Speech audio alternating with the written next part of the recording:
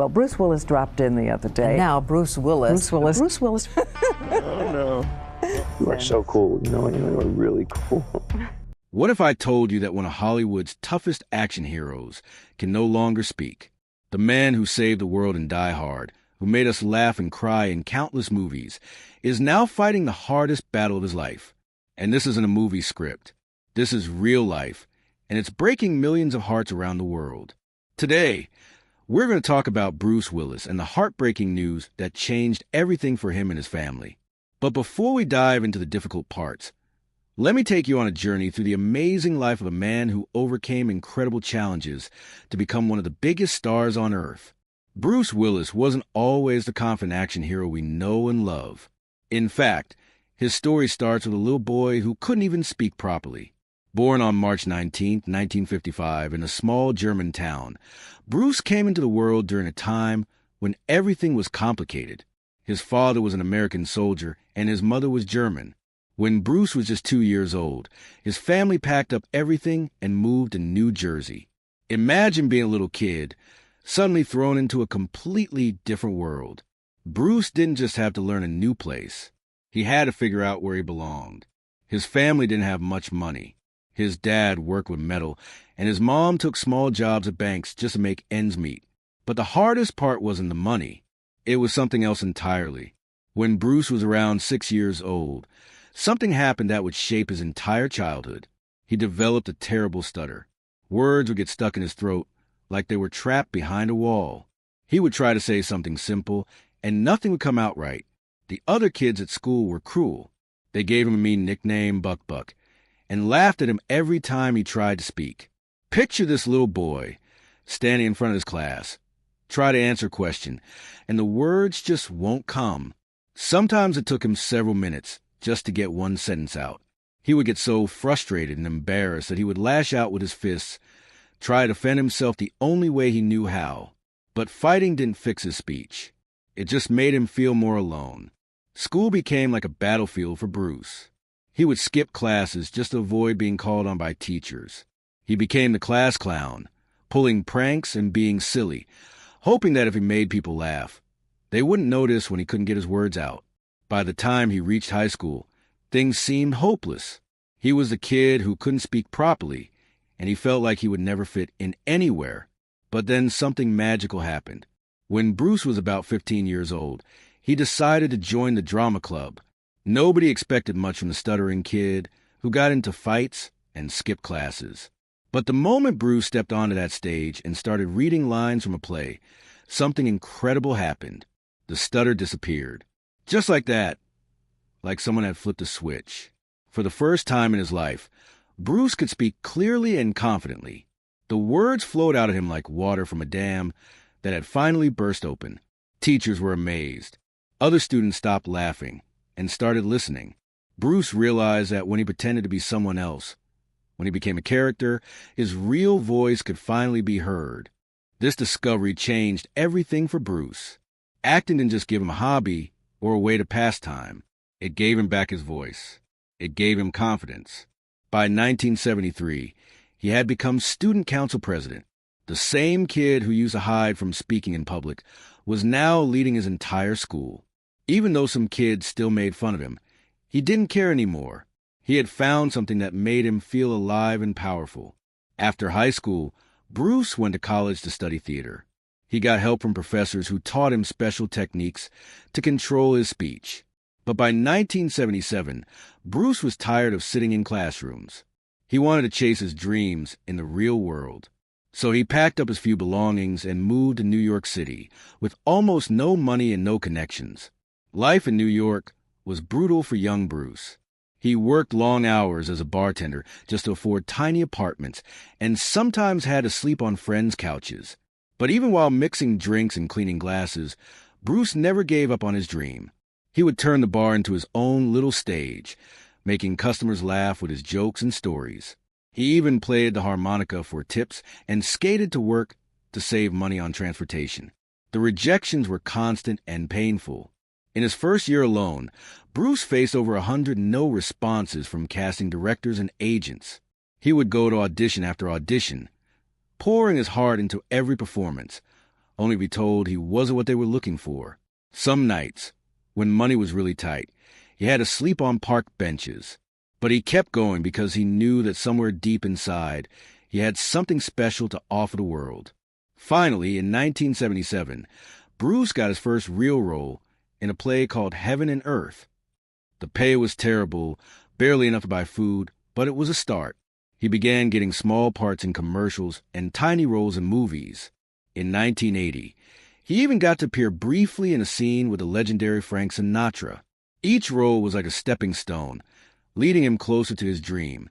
One night, while working at a bar, Bruce got into a fight while trying to protect someone who was being bullied. His nose was broken so badly that he needed emergency surgery. Doctors warned him that the injury might affect his voice, the very thing he had worked so hard to control. But Bruce recovered, and the scar that remained actually gave him a tough, interesting look that would later help him in action movies. During his struggling years in New York, Bruce met another bartender named John Goodman, who would later become a famous actor too. Together, they would put on wild, improvised plays in tiny venues, performing for small crowds who were amazed by their raw energy and talent. They earned just a few dollars each week, but the passion was real. These performances taught Bruce how to think quickly on his feet and gave him the confidence that would later light up movie screens around the world. Then came 1985, the year that changed Bruce's life forever. A new TV show called Moonlighting was looking for a male lead, and thousands of actors wanted the job. ABC, the television network, rejected Bruce 11 times. 11 times. Most people would have given up after 2 or 3 rejections, but not Bruce. He came back one final time with a completely different look. He had shaved his head, wore earrings, and brought an attitude that couldn't be ignored. Instead of reading the lines exactly as written, he made up his own dialogue and made the producers laugh out loud. Suddenly, the network executives realized that this former stuttering kid from New Jersey was exactly what their show needed. Moonlighting premiered on March 3rd, 1985, and Bruce Willis became a star overnight. The show was unlike anything on television at the time. It was expensive, chaotic, and episodes were much longer than normal shows. Bruce's chemistry with his co-star Sybil Shepherd was electric, even though they often fought behind the scenes. Sometimes they would argue so much that they refused to speak to each other between takes, but somehow this tension made their on-screen relationship even more interesting to watch. The pressure of sudden fame was overwhelming. Bruce was working incredibly long hours, memorizing huge amounts of dialogue, and dealing with the stress of being in the spotlight for the first time. In 1988, his body couldn't take it anymore, and he collapsed from exhaustion. He had to be rushed to the hospital. But even this scary experience couldn't slow him down for long. While starring in Moonlighting, Bruce did something that surprised everyone.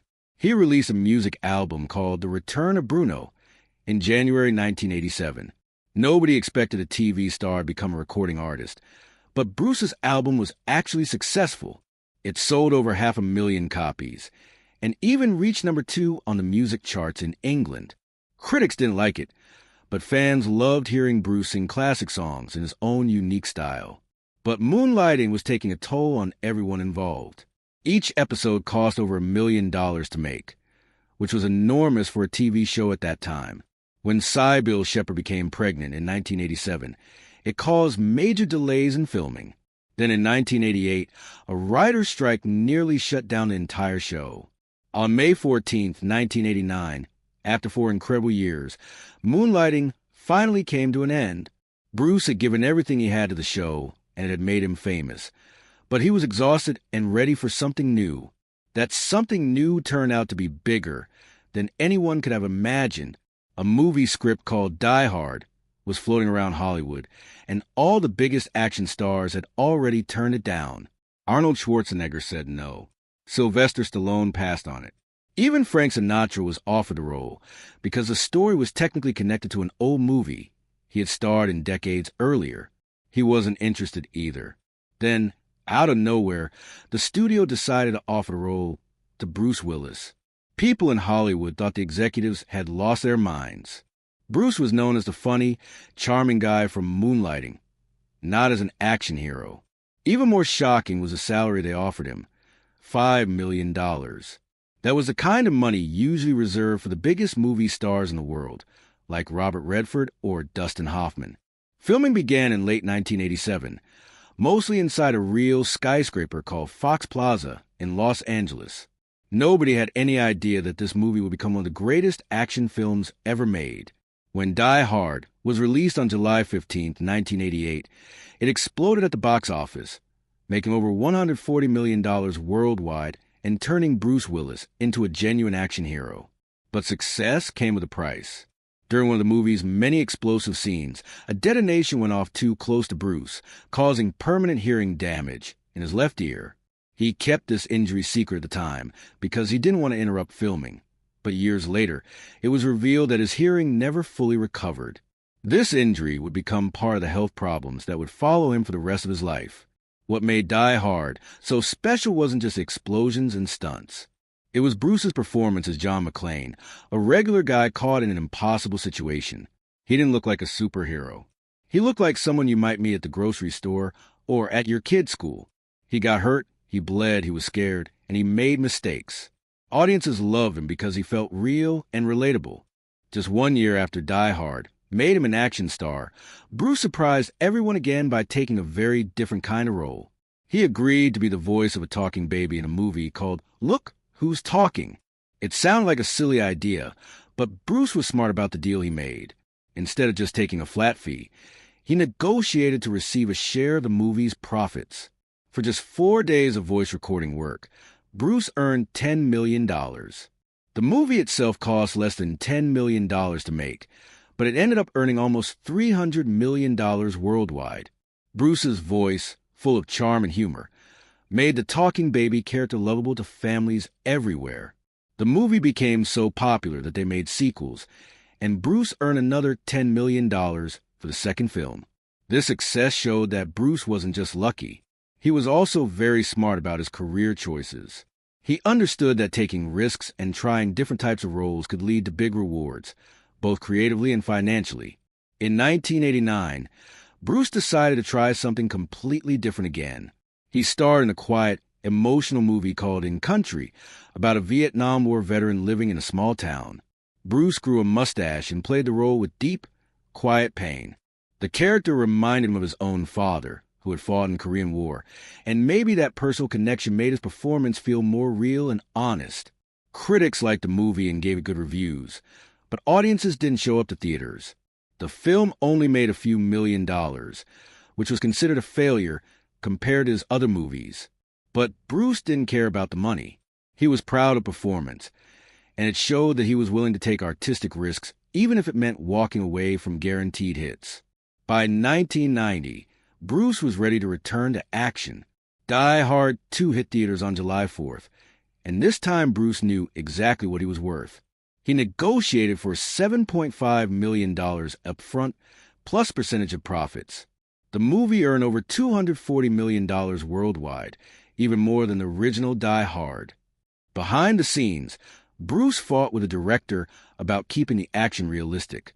He didn't want cartoonish, over-the-top stunts. He wanted the danger to feel real and believable. This attention to detail and his insistence on quality became a trademark of his career. When the third Die Hard movie was made in 1995, his salary had jumped to $15 million. But not every project Bruce touched turned to gold. The sequel to Look Who's Talking was released in late 1990 and was a major disappointment. It only made $47 million and got terrible reviews from critics. Bruce had recorded all his lines in just 3 days, and he later admitted that the script wasn't ready and the movie was rushed into production. He even tried to sue the producer, claiming they owed him $2 million from profits, but the case was thrown out of court. It was a reminder that even the biggest stars can have failures. In 1994, something happened that changed how people saw Bruce Willis as an actor. Director Quentin Tarantino cast him in Pulp Fiction as Butch, a boxer who refuses to lose a fight on purpose. The movie didn't just revive Bruce's career. It made people see him as a serious, talented actor who could do much more than just action movies. For this role, Bruce only made $800,000, which was much less than his usual fee. But he didn't care about the money. He cared about being part of something special and artistic. Pulp Fiction went on to earn over $200 million and win an Academy Award for Best Original Screenplay. Although Bruce wasn't nominated for an Oscar, people finally started taking him seriously as more than just an action star. The next year, Bruce pushed himself even further in 12 Monkeys, a strange, dark movie about a man from a post-apocalyptic future. He lost 20 pounds for the role and visited mental hospitals to prepare for playing a character who might be insane. During filming, he fractured his shoulder doing a stunt, but he kept working despite the pain. The movie made over $160 million and earned 2 Oscar nominations. Once again, Bruce wasn't nominated personally, but no one could deny how deeply committed he was to his craft. In 1997, Bruce took on one of his most unusual roles in The Fifth Element, a wild, colorful science fiction movie set in the future. He played a cab driver who becomes Earth's last hope against an alien threat. The movie was incredibly expensive for its time, costing almost $90 million, but it made over $260 million worldwide. Bruce did many of his own stunts and had to wear tight, uncomfortable costumes that he hated, but somehow it all worked perfectly. The movie became a cult classic that fans still love today. Then came 1998 and Armageddon, the movie that would become one of Bruce's biggest hits and also one of his most difficult experiences. He played Harry Stamper, a tough oil driller who is sent into space to stop a giant asteroid from destroying Earth. The movie was released on July 1st and made more than $553 million worldwide, making it the top film of the year. But behind the scenes, things were terrible.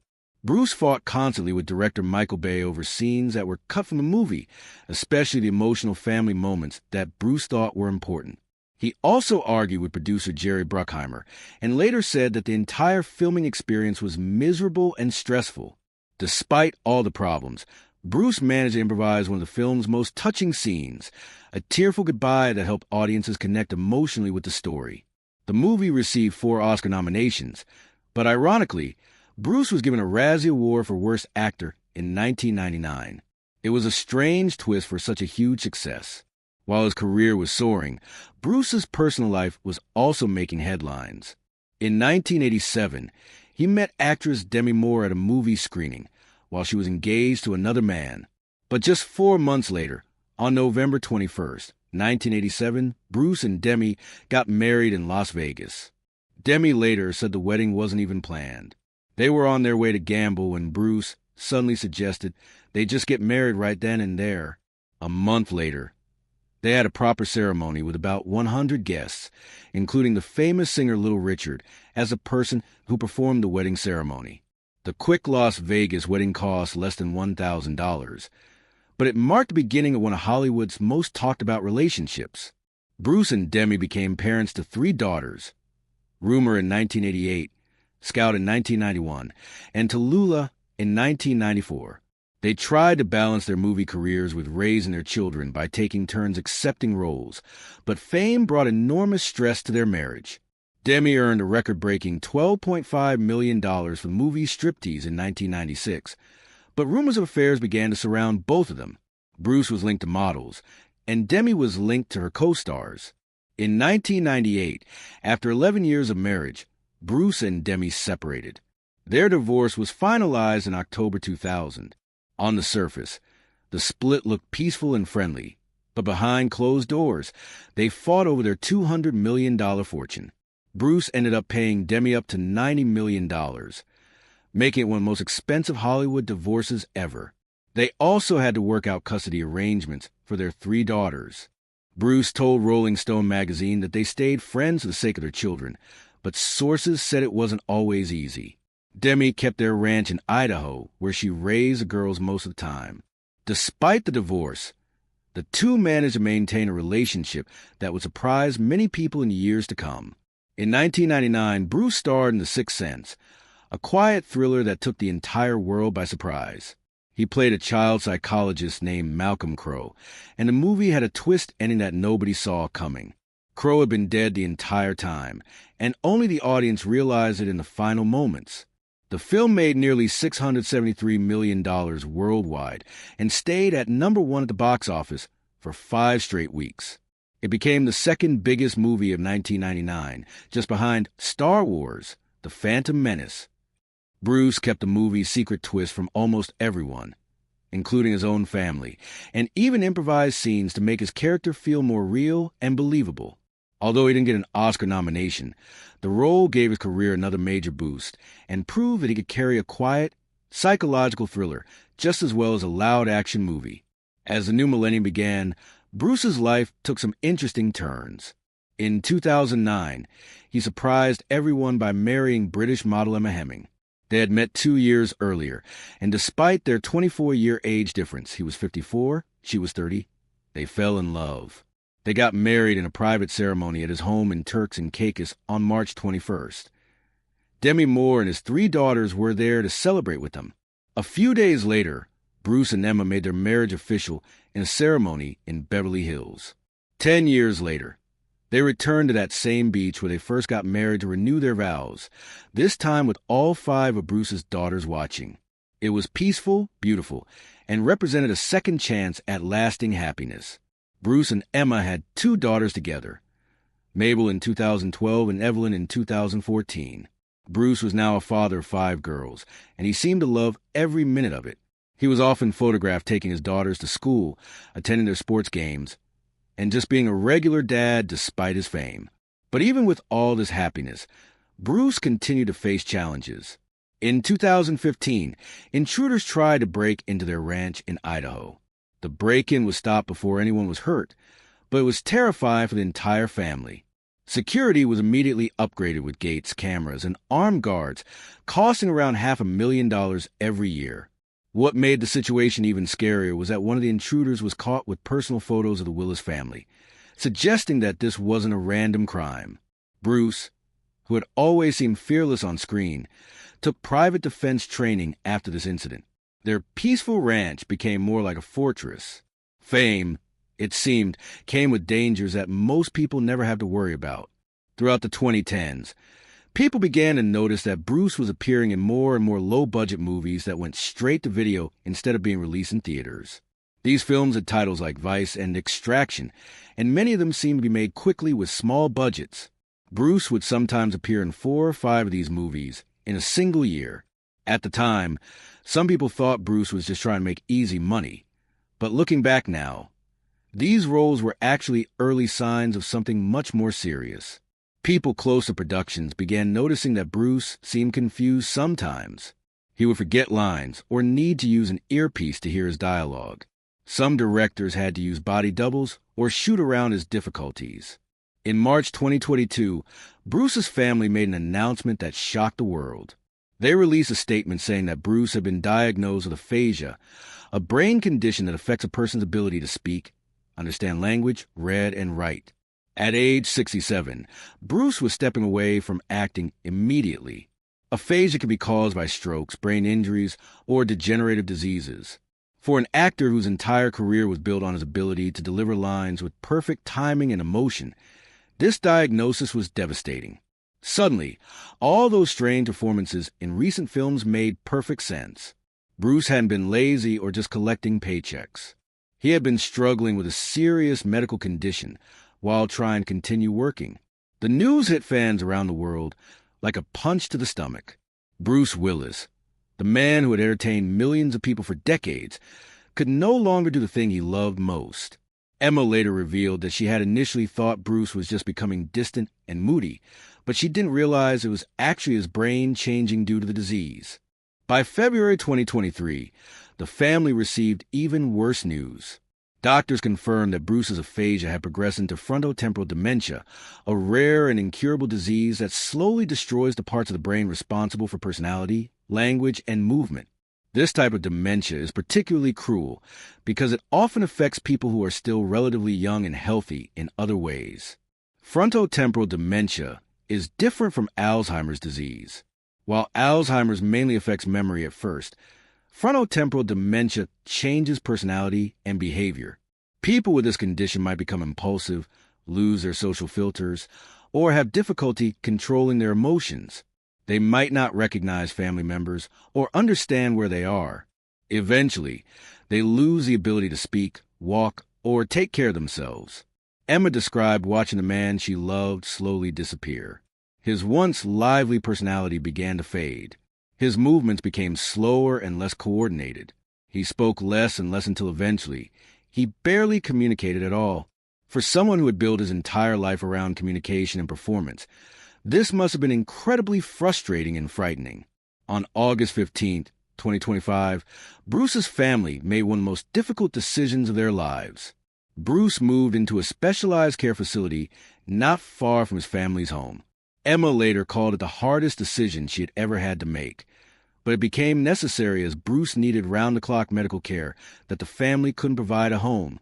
The care facility cost more than $200,000 per year and has staff trained specifically to work with dementia patients. Bruce's room is decorated with photos of his family and mementos from his movie career, hoping that familiar objects might help him feel more comfortable and connected to his life. Emma made this decision partly to protect their younger daughters, Mabel and Evelyn, who were just 13 and 11 years old at the time. She didn't want them to see their father in the most difficult stages of his illness. It was an act of love, but it was also heartbreaking for everyone involved.